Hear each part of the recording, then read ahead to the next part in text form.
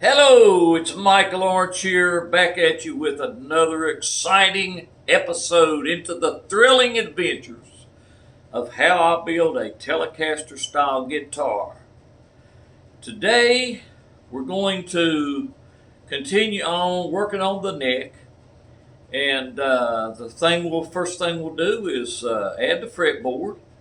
And who knows how long we'll work today, but we'll probably get quite a bit done. It's about 15 after 12 noon, and we'll just see how far we can go with it. So thank you so much for watching. Let's get started. Let's get to work.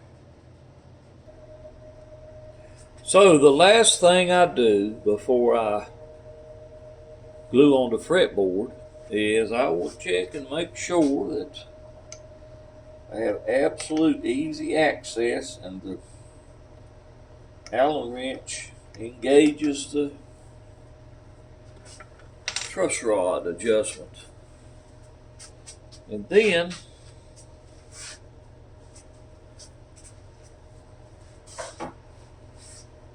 I add about not a quarter, then I add about 1/8 of an inch bead of silicone to the truss rod cavity. It's not a lot, but it's enough.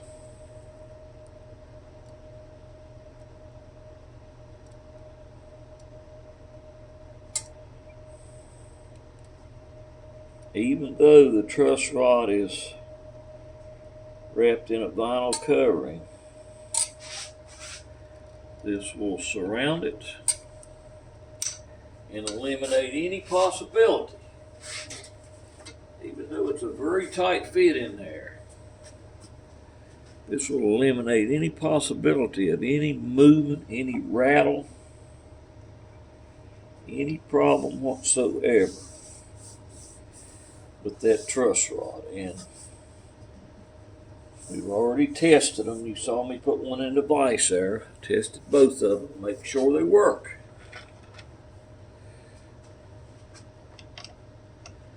Make absolutely sure everything works. Make sure that engages. There's no problem. It's never going to be a problem getting that in there and engaging that truss rod. That is very important. So we'll let the silicone sit up there for about an hour, and I'll come back, put a little layer of something right on top of that, just anything, maybe even some tape, and then we'll glue down the fretboards. Okay, I'm ready to glue on the fretboard. I've got my truss rod cavity covered up with some tape to keep the glue out. I've got my fretboard ready. I've got a couple clamps. I've got my Titebond 2 glue. So I'm ready to do it. So what we'll do, and this is, I don't know that I mentioned this before, but this is going to be 22 fretboard. So there'll be an overhang back here on the back end, which is what I like, and I think they all should be that way, but they're not. So what I want to do is center that fretboard up, put it exactly where I want it to be. And get it centered. I'm going to put a clamp on it to hold it in place, and I will have to move it a little bit. So I'm going to pick it up and look at it, make sure it's lined up perfect. And it is. I also want to make sure that I've got overhang on both sides. And I do. Same thing on the front end. Move it over and get it exactly centered. And it is. And make sure I have the nut slot lined up the way I intended for it to be.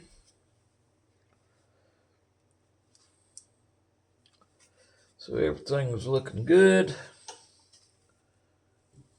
You have to keep checking because when you move one end, it can cause the other end to move, and it did. So double check, triple check, and it looks good now. So the next thing I'm going to do is take a 1/16 inch drill bit, put it in my drill. You see these little tape markers I've got on here? That is to remind me that I want to drill right here now, right in that fret slot. Down into the maple. Now I'm going to leave the bit right there. Now I'll put my other 1/16 drill bit.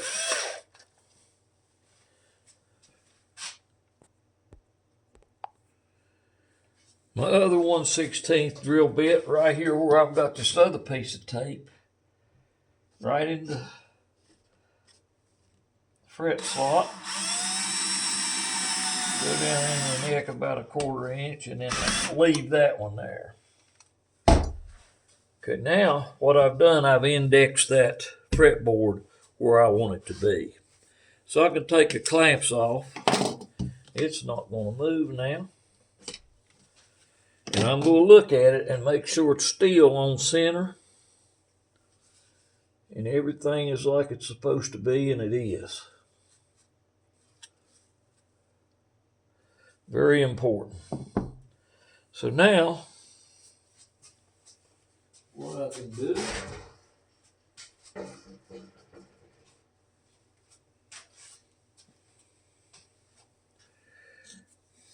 is pull the fretboard off.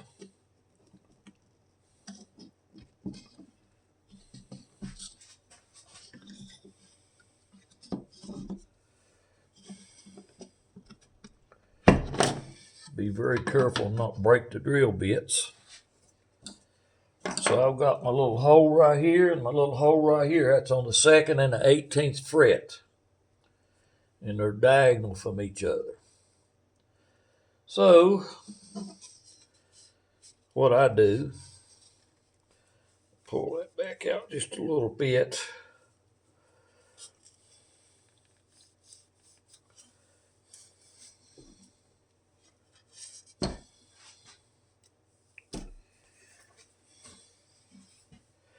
And I'll put a coat of glue on it.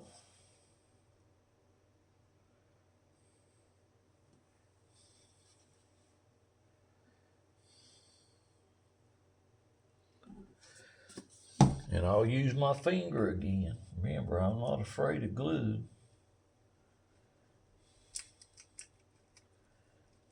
Don't hurt a bit. And in case you didn't hear what I said in an earlier video, I like to use my finger because I can feel how thick it's going on. And what I can feel right now is it needs to be a little more glue on it. Not much, just a little more.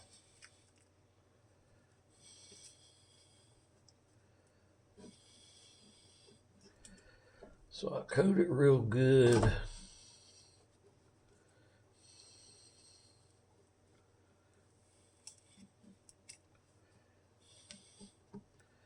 Make sure I've got it all covered.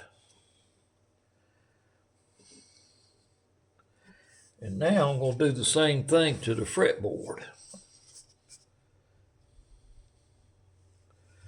I like glue on both surfaces.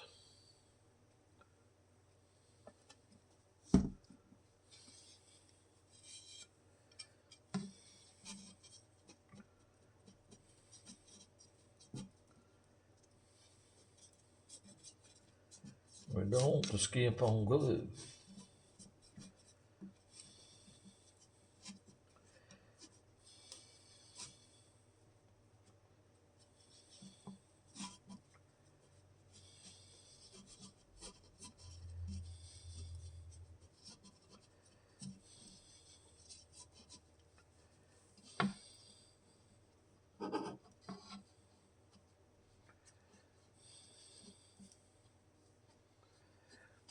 Add just a little bit more.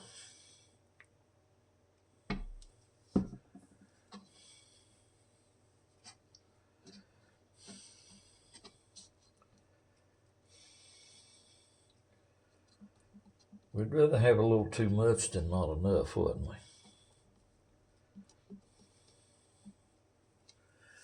So I got a little too much. I can tell. Get it off.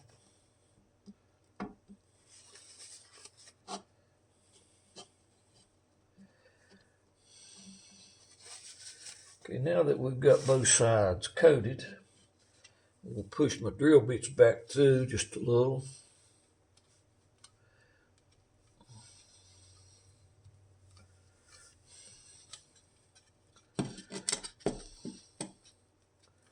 And start them down in the hole, and we're going to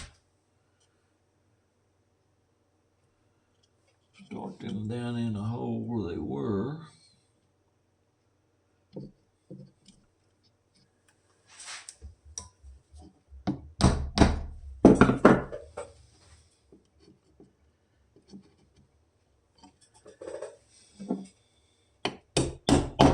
And it will be lined up perfectly.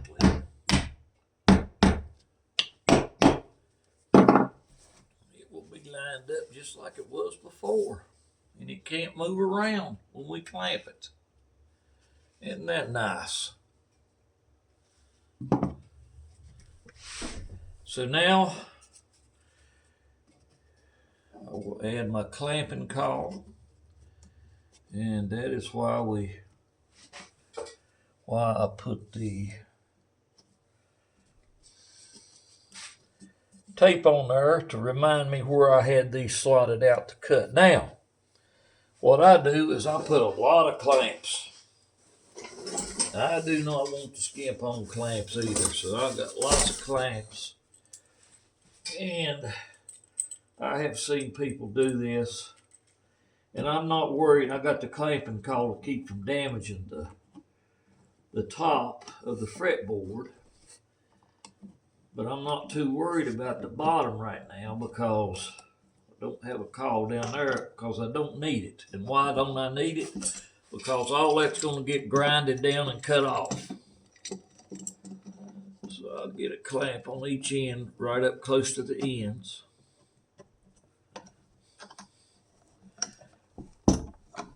On both sides. Put one in the middle.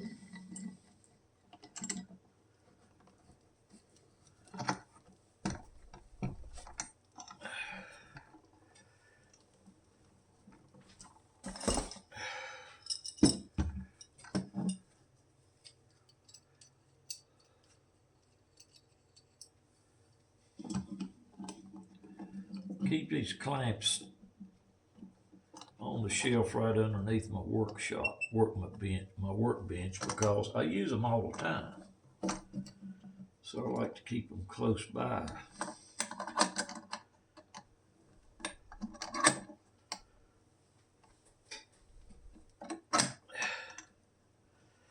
But I think I started to say I've seen people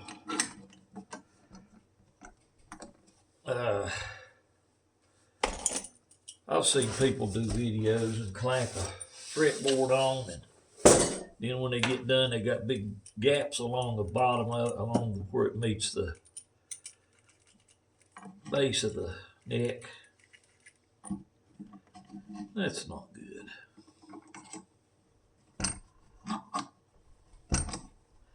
I don't think you need to see me put all these clamps on.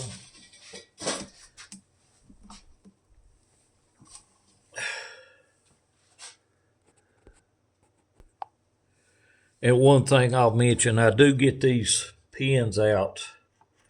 I do get these little drill bits out after I get like that many clamps on. Because if you put them all on there and then you try to get them out, sometimes they get in such a bind you can't get them out. And the worst thing you can do is break one off in there. So we don't want that to happen. So both the pins are out now. So now I'll continue on with filling it up with clamps. Okay, it's all clamped up now. Got lots of clamps on it. 18 of them to be exact. That's about what I always use. I think it's very important to get that fretboard clamped on there very well. And I see some people using these squeeze clamps, you know. My opinion, that does not put enough pressure on that fretboard. This is a miniature version of it, but no way would I use that on a fretboard on a guitar. I use these for a little bitty, very, very light stuff, and hardly ever use them for that. But, so I'll leave that set for about 2 hours. Then I'll come back and we'll do a little more. It's been about 2.5 hours, so I'm going to take the clamps off. Been plenty of time for the glue to be set up good.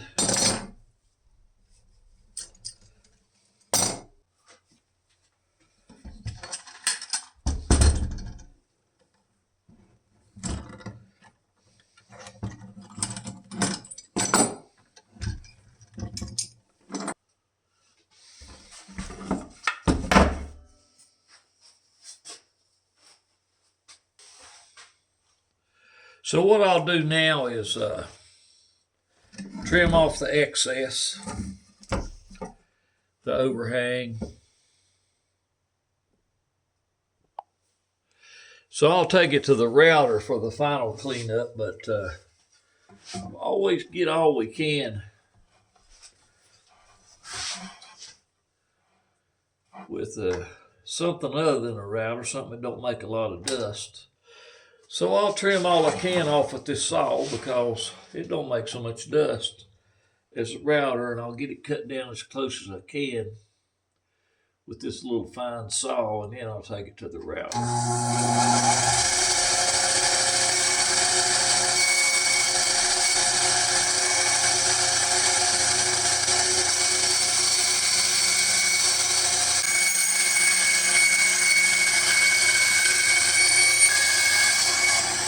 Good enough.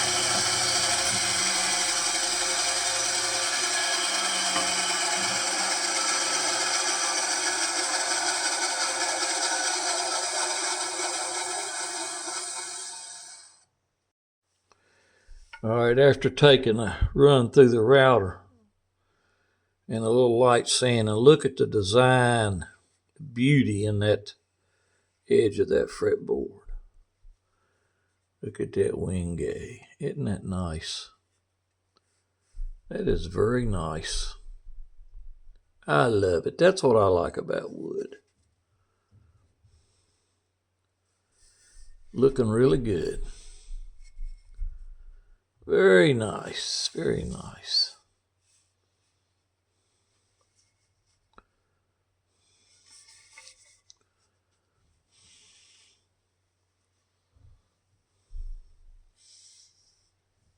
The other side.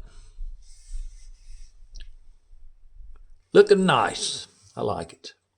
All right, here we see the two fretboards that I'm working on. These two here. And they're looking pretty good. Looking very nice. And then this is one that we looked at earlier that I completed a few months back. And it's still a little rough as far as cleaning it up and doing a little sand and finishing it. But these here will look very similar to that when I get done. So what I have thinned the neck down to the proper thickness back here, which is about 1 inch. And the next thing I want to do, well, I've got a choice. I could either go ahead and put the fret marker dots in, or I could shape the neck. And I have done it both ways. In the past, I have went ahead and put the fret marker dots in and radius the fretboard and put the frets in, just like that, and then shape the neck. But that's kind of taking a chance, because if something happens shaping the neck, you have a little mess up, a malfunction, you could ruin the neck, and then all this work you've done is wasted because you would not be able to use the neck.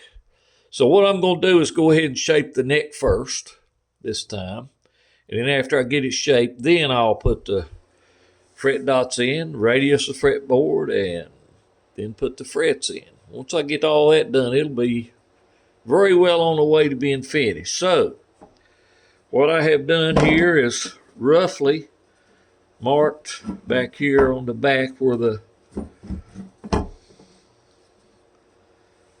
part of the neck that bolts into the guitar is going to be. So I don't want to mess with this section. And I have a solid mark on here where the headstock's going to start. So I don't want to mess with that. So what I do is I make a mark. You may have seen me do this with other guitars. And I make a mark up here about 22 millimeters thickness on the neck, including the fretboard. Then I come back here at the 12th fret and make another mark at about 23 millimeters. That's about the taper that you've got on most standard guitars, about 1 millimeter's difference between the 1st fret and the 12th fret. And then, of course, that angle goes right on back to where the heel starts. So that's what I'm going to do right now, is make that mark. Then I'm going to take it to the bandsaw. So I leave myself a little leeway. So I might mark this at about 22.5 millimeters. And then I'm going to go back here at the 12th fret. 1, 2, 3, 4, 5, 6, 7, 8, 9, 10, 11, 12. Make a little mark. At the 12th fret, I'm going to go up 1 millimeter. Make it 23.5. And make that taper up 1 millimeter. And then, of course, it has to be sanded. So the finished product will be down more around 21.5 millimeters to about close to 23 millimeters. So I'm going to take my high precision straight edge here, very high tech marking instrument here. And I'm going to make my line, and I'm going to saw on that line. So not a lot of wood comes off of that.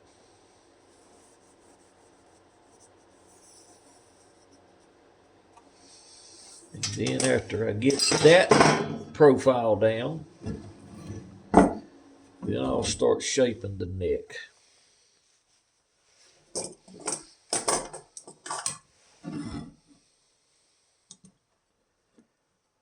23.5 millimeters. So this is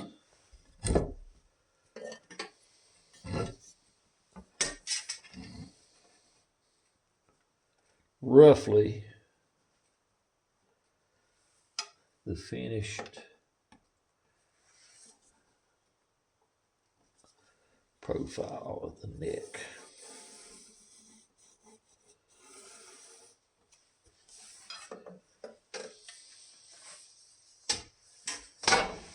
So now I will go to the bandsaw. All right, so this takes nerves of steel.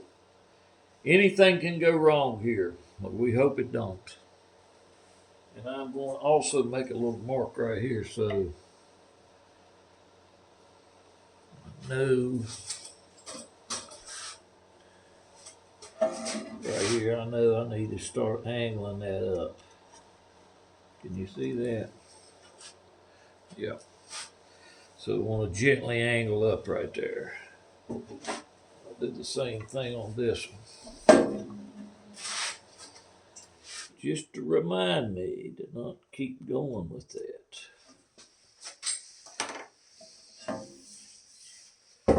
All right. Wish me luck.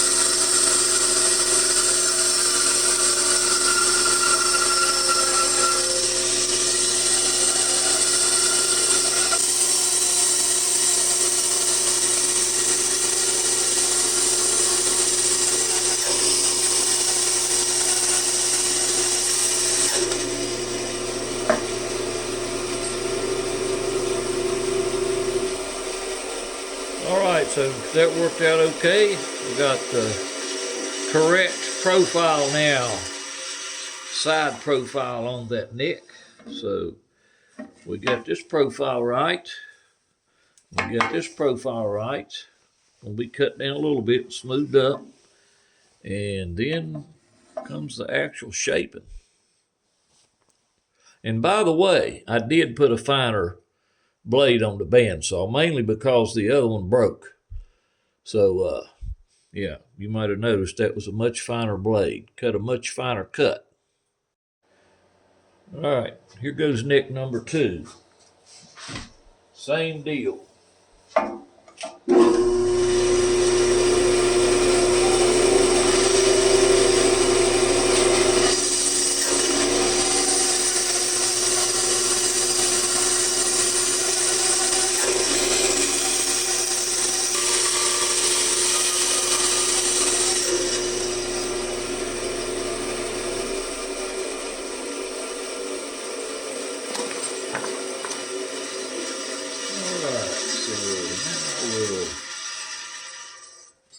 Take them both and do a little sanding, get that smoothed out, get it down to near the right thickness.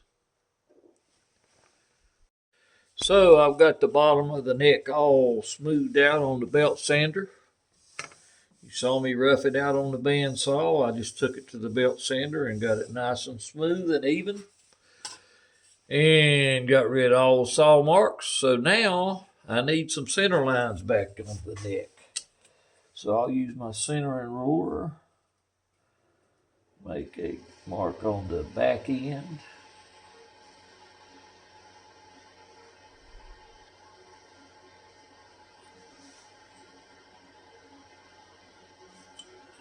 And one up near the headstock.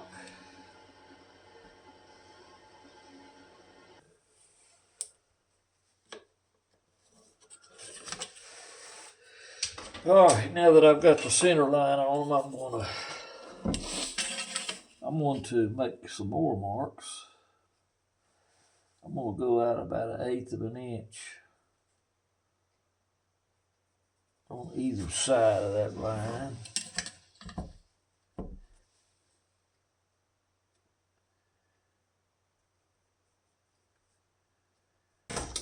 Another one of my high-tech precision straight edges here. Got to be precise on this stuff. This will work better.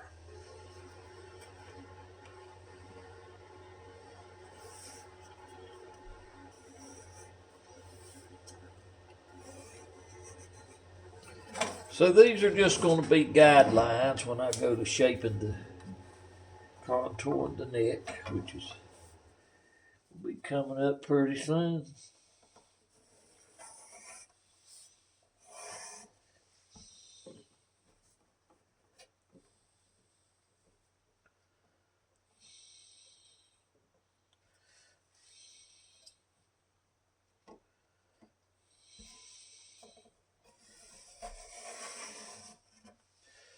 All right, there we go. We got some guidelines now.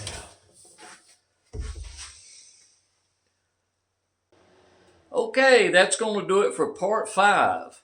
This video did run into the second day due to letting glue dry and such things as that, and some family obligations. So this would be the second day I've been working on this, but what we got done in this video was we got the truss rod installed, we got the fretboard glued on and shaped out, and now we have started working on shaping the neck itself, contour the neck. So what's coming up in part 6, we'll be finishing up shaping the neck, and maybe we'll get to, once we get that done, maybe I'll get to installing the fret marker dots and possibly installing the frets. We will see. So thank you very much for watching. Hope you enjoyed this video and hope you maybe got something out of it. If you did, please click like, and if you haven't already subscribed, do that. Maybe share it with your friends. and hope to see you in the next video. Take good care, be safe, and goodbye until then.